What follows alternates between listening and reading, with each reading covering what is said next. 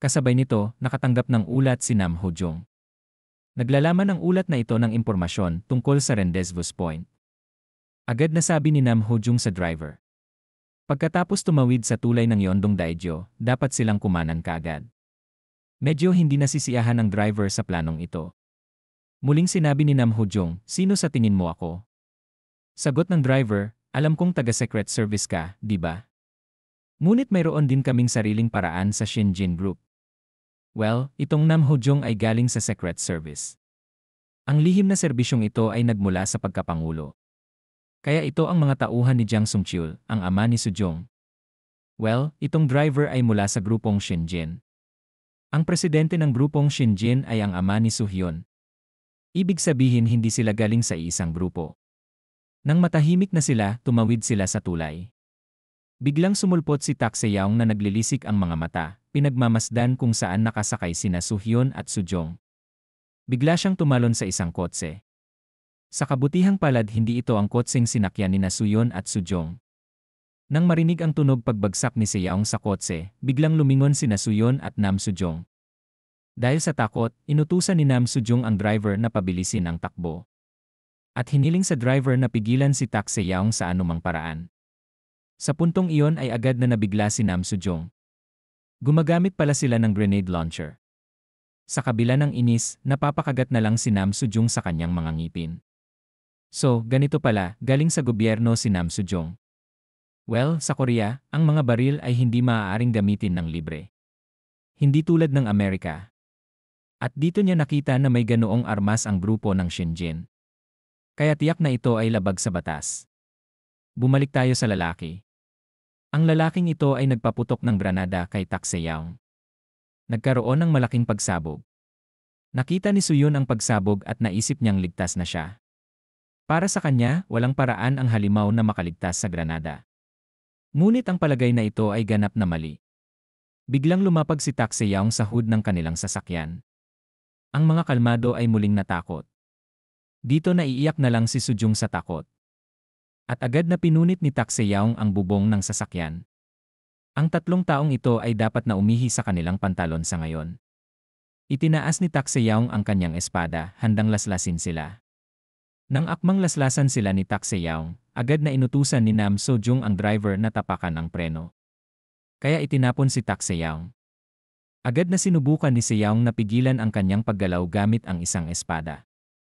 Nagkatinginan silang lahat. Nang lingunin ni Se-young ay may grupo na ng mga tao na naghihintay sa tulay.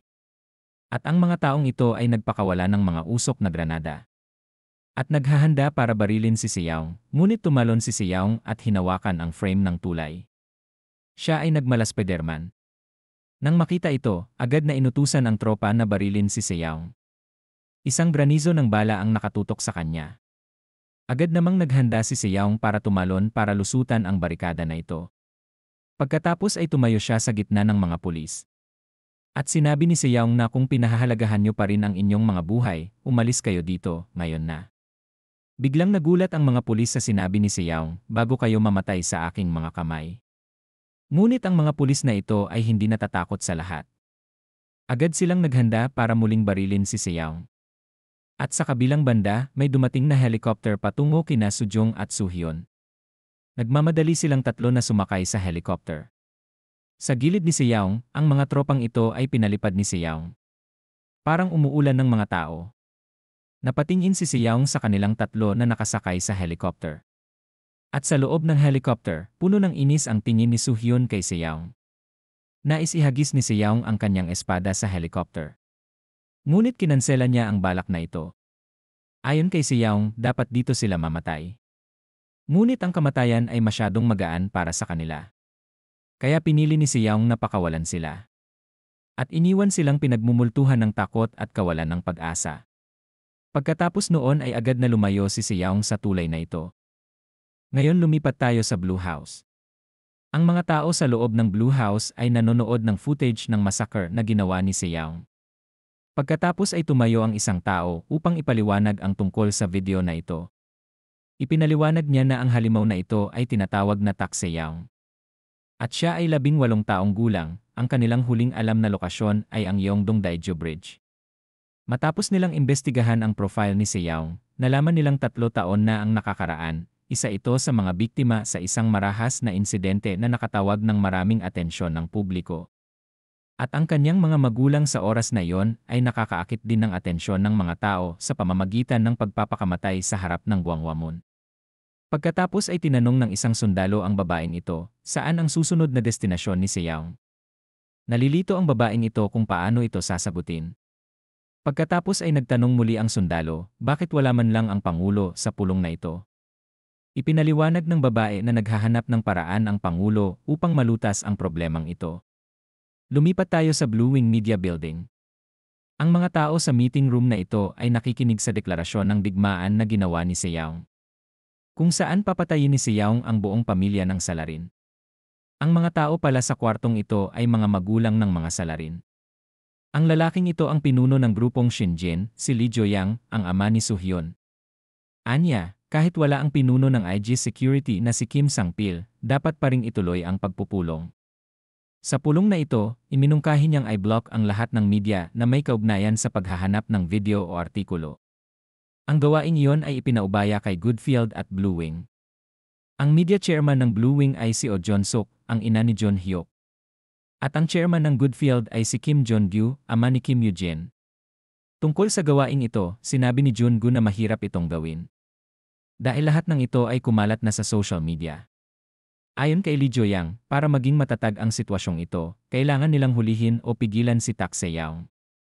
Naroon din ang Deputy Minister ng Department of Revenue, si Nam Chae-jong, ang ama ni Nam Hyun. At naroon ang may-ari ng kooperatiba ng Non-Savings and Loan, si Jun Hyun-suk, ang ama ni Jun Dahon. Doon ay nagtanong si Jun Hyun-suk, paano nila mahuhuli si Tak Se-yaw? Dahil kahit baril ay hindi makakalmot si Seyaw kahit kaunti. Sa nakuha niyang impormasyon, bulletproof itong si Seyaw. Pero iba ang opinyon ng iba. Kung talagang bulletproof si Seyaw, bakit kailangan niyang umiwas sa mga putok o tumakas? Dito iminumungkahi ni Joyang ang paggamit ng hukbo o militar. At bigyan silang lahat ng kumpletong arsenal. Dahil doon, natitiyak niyang hindi makakatakas si Seyaw nang walang anumang pinsala. Iminungkahi rin ni Sung Cheol ang pagkuha ng mga asasin o mersenaryo. Ang punto ay dapat nilang alisin agad ang Seyaw. Sumang-ayon silang lahat sa mungkahing ito. Tapos nagtanong si Oh Jun-suk, sa kanilang lahat, sino ang unang bibisitahin ni Tak Se-yaw? Doon natahimik silang lahat dahil walang tiyak na sagot. Bumalik tayo kay Tak Se-yaw. Naglalakad-lakad si Seyaw. Hindi maitago ang kanyang malaking katawan. Nakita ng isang security guard si Seyaw at agad na nanginig ng malakas ang katawan nito. Tanong ng kaibigan niya, anong meron sa kanya? Agad niyang pinatawag ang kaibigan sa pulis. Dahil may mamamatay tao sa lugar na ito. Doon ay hindi sila pinansin ni Seyaw. Sa susunod na panel, ipinakita na pumunta si Seyaw sa sementeryo. Ang puntong ito pala ay libingan ng kanyang ama at ina. Dito ay humingi ng paumanhin si Seyaw dahil hindi pa siya nakapunta agad dito. Tumulo ang luha sa mukha ni Seyaw. Doon ay hindi na niya napigilan ang kanyang nararamdaman. Iniyak niya ang kanyang puso sa harap ng lapida ng kanyang mga magulang. Namimiss na raw niya ang kanyang mga magulang. Pagkatapos ay hinawakan ni Seyaw ang mga lapida ng kanyang mga magulang at sinabing hindi nila kailangang mag-alala. Alam na ni Seyaw ang dapat niyang gawin. Tahimik lang siyang pinagmamasdan ng kanyang mga magulang mula doon. Dahil nangako si Seyaw na hindi niya patatawarin ang sinuman sa kanila. Wala ni isa sa kanila ang mabubuhay. Gusto ni Seyaw na mawalan sila ng pag-asa at malaman kung ano ang pakiramdam ng masaktan. Pakiramdam ni Seyaw, sila o ang bansang ito ay walang pakialam sa kanilang mga ina at ama. Kaya ngayon ay wala na rin siyang pakialam sa bansang ito. Ang sakit na naramdaman niya sa pagkawala ng kanyang ama at ina, gusto niyang suklian sila ng parehong sakit. Ang pakiramdam ng pagkawala ng sariling anak sa harap ng kanilang mga mata. Pagkatapos ng ilang sandali ay napuno na agad ng mga pulis ang lugar. Naka-standby ang mga pulis at iba pang tropa. Naghahanda na silang hulihin itong si Seyaw. Sigaw ng team leader ng Special Forces gamit ang kanyang megaphone. Hiniling niya kay Seyaw na ihulog ang kanyang sandata at agad na sumuko. Kung hindi niya ito gagawin, sasalakayin siya ng militar. Anong klaseng pananakot ito? Hindi ba umatake ang mga pulis sa simula? Bakit magandang bagay na magbigay muna ng babala? Tumingin si Siyaong sa kaliwa, kanan, at pataas. Tila walang paraan para makatakas. Sa mismong langit, nakabantay din ang mga helicopter. Tumingala si Siyaong sa langit at tumutok sa helicopter. Sa helicopter, inutusan ng piloto na bumaril kaagad. Agad na nagpaputok ng baril. Daan-daang bala ang nagpaulan mula sa langit at sinubukang ipagtanggol ni Siyaong ang sarili gamit ang kanyang espada. Ang walang pinipiling pagbaril na ito ay lumikha ng malaking ulap ng usok. Kaya mahirap matiyak kung matagumpay na naparalisa si Siyaong o hindi. Pero naniniwala ang team leader na hindi posibleng matalo si Siyaong sa isang shot lang ng ganoon. Kaya inutusan niya si Siyaong na ihulog kaagad ang kanyang sandata. Kung hindi ito nagawa, paulanan na naman nila ng maiinit na bala si Siyaong. Nang matapos ang leader ng koponan sa pag-ungol, lumabas ang isang espada mula sa usok. Ang espada ay diretsong nakatutok sa helicopter. Nang masaksak ang espadang ito, agad na hindi nakaimik ang pinuno ng pangkat at ang iba pa. Ngayon naman ay si Siyaong ang magsalita ng walang kapararakan. Sinabi niya na ang lugar na ito ay isang sagradong lugar para sa kanyang ina at ama na nagpapahinga. Ngunit naglakas loob silang guluhin ang kapayapaan ng kanilang ama at ina. Ngayon ay ganap na galit si Siyaong. Ang helicopter na nasaksak ng espada ay agad na nasira at nahulog sa lupa. Nagkaroon ng malaking pagsabog. Ang lagaslas ng hangin ay naramdaman ng pinuno ng pangkat at ng iba pa. Ilang pulis at iba pang tropa ang namatay sa pagsabog. Nang hindi makabantay si Siyaong, isang pag-atake ang nakatutok sa kanya. Matagumpay na tinamaan ng pag-atake si Siyaong. Ang pag-atake na ito ay nagresulta sa isang medyo malaking pagsabog. Nataranta ang team leader kung saan nanggaling ang pagsabog na ito. Habang nakatingin siya sa ibang direksyon, sa wakas ay napagtanto niya na ang pag-ataking ito ay nagmula sa isang tangke. Hindi niya maintindihan kung bakit umaatake ang tangke. Kahit na hindi siya nagbigay ng anumang direksyon. Habang nakatingin siya sa usok, may gumalaw. At iyon ay si Siyaong. Hindi naman nasaktan si Siyaong. Lalong nagpanik ang team leader. Tumayo si Siyaong para tumalon. Ang direksyon ng pagtalon ni Siyaong patungo sa helicopter. Nataranta ang team leader kung bakit pumunta si Siyaong sa helicopter. Binawi pala ni Siyaong ang kanyang espada. Pinagpawisan ang pinuno ng pangkat habang binunot ang espada. Ipinakita ni Siyaong ang inis na ekspresyon, aksidenteng napaatras ang lalaking ito. At agad na umabante ang mga sundalo, handang bumaril. Siguradong si Siyaong ang target. Pinikit ni Siyaong ang kanyang mga mata at kinagat ang kanyang espada. Nakayuko siya. Ang paglipat na ito ay tinatawag na wolf transformation. Sayang lang at iisa lang ang espada ni Siyaong. Kung gumamit ka ng 3 espada, malamang malazoro ang datingan ng ating bida. Handa na ang lahat ng mga sundalo. Agad naman silang inutusan ng lalaki na barilin agad. Muling pinaulanan ng maiinit na bala ang katawan ni Siyaong. Ngunit wala ni isa sa mga bala doon ang nakasakit sa kanya.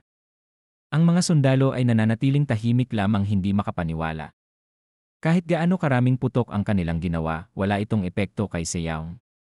Kasing bilis ng kidlat ang paggalaw ni Siyaong. Sa daan ay pinatay niya isa-isa ang mga sundalo. Ang mga nasawi sa hukbong ito ay patuloy na bumagsak. Pero walang pakialam si Siyaong. At ang lalaking ito ay lalong naguguluhan kay Siyaong. Habang tinitignan niya ang mga sundalong nakahandusay sa kalye, nanginginig sa takot ang mga sundalong ito. Ang iba sa kanila ay wala ng lakas ng loob na labanan si Taksyang. Maaari lamang silang sumigaw ng tulong upang mailigtas. Sa likuran ng labanan, ang commander ng batalyon ay nakatanggap ng tawag mula sa punong tanggapan. Inutusan siyang hulihin ng buhay ang batang ito. Kahit anong mangyari, hindi pwedeng mamatay ang batang ito.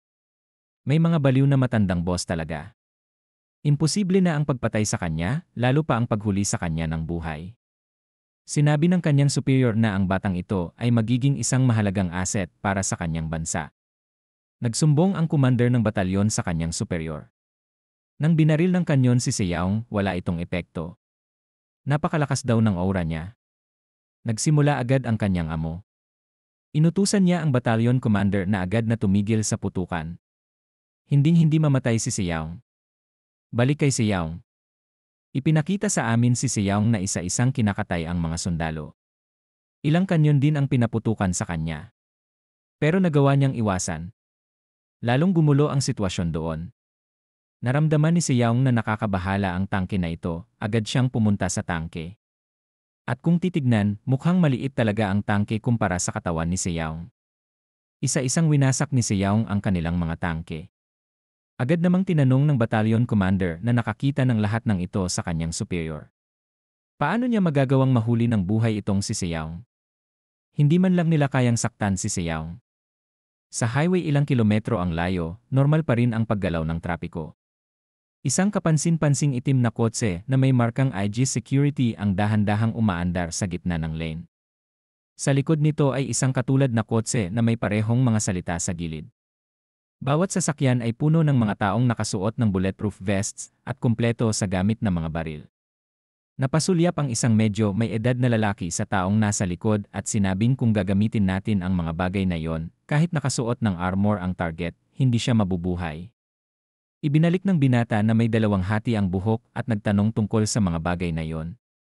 Ang sinabi niya ay nasa isang puting pickup truck na nagmamaneho sa tabi ng isang grupo ng mga itim na kotse, kung saan ang lahat ng uri ng baril mula sa mabigat hanggang sa napakabigat, nakahiga sa sahig o ipinako sa dingding. Sa magkabilang panig, kailangan mong maunawaan na nakita niya ang ulo ng kanyang anak na nakahiwalay sa kanyang lieg sa harap mismo ng kanyang mga mata, kaya malamang na nabaliw siya. Hindi sumang-ayon ang nasa harap na medyo may edad na lalaki, na iniisip na kung gumawa kami ng ganoong kalat, kailangan naming linisin ang kalat mamaya. Ang gulo, tumawa ng may tagpi-tagping bibig ang lalaking nakatali. Pagkatapos ay sumandal siya at bumulong sa medyo may edad na lalaki, sa kasalukuyan ang lahat ng mga mersenaryo at gwardiya na may mga kontrata sa Middle East ay kinansela at pinoproseso bumalik sa bansang ito. Nang marinig ang impormasyong ito ay namutla ang medyo may edad na lalaki at nagtanong, ganoon ba talaga? Kung hindi naman totoo, ano ang silbi nito? Dagdag pa ng humigit kumulang 20 beses sa bilang na iyon dumagsa agad ang mga tao mula sa mga branch sa buong bansa sa Seoul City. Ibig sabihin, lahat ng human resources ng Aegis ay ililipat sa kabisera. Ang impormasyong iyon ay nagpatahimik sa lahat ng nasa sasakyan, nakasandal sa kanilang mga upuan, nagbubulungan ng bibig, ang sakit ng pagkawala ng kanyang anak ay maaaring magpasimula sa kanya ng digmaan sa gitna mismo ng lungsod na ito. Ang labanan sa sementeryo ay mabilis na inilipat sa Ministry of National Defense. Muli silang dinala sa isang emergency na pagpupulong, at ang pinuno ng tiyuhin ng ministeryong ito ay may puting buhok at hindi pa nakakita ng gayong kakilakilabot na eksena. Ang mga tao sa ibaba ay tinatalakay lamang ang isang layunin, halos walang sinuman ang maaaring mag-alok ng isang kapaki-pakinabang na salita sa oras na ito. Pinunasan ang masakit na sakit, tinanong niya ang katabi niyang sekretarya, wala na ba ang batang iyon? Ayon sa kanya, walang sinuman ang kasalukuyang makakasubaybay sa kinaroroonan ni Seyong, kaya gusto niyang malaman kung ano ang ginagawa ng Bravo Platoon na ipinadala upang hulihin ang batang iyon.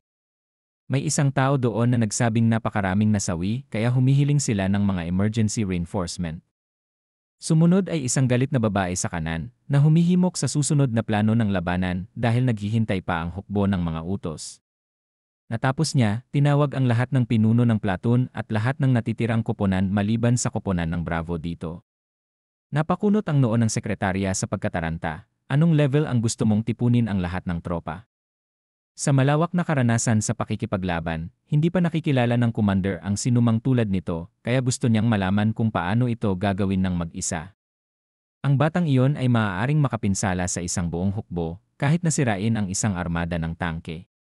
Nang matanggap nila ang balita, hawak ni Seyong ang kanyang espada at masayang naglalakad sa pangunahing kalsada. Naiwan ang sementeryo na nagniningas, malalaking kumpol ng apoy na bumubulusok mula rito nang walang sinumang namamatay.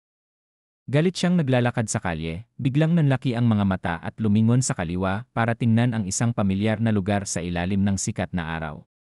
Hindi ba't iyon ang imahe ng kanyang mga magulang na karga-karga ang kanilang anak na si Seyong sa paglalakad? Maglaro sa lugar na ito o ano?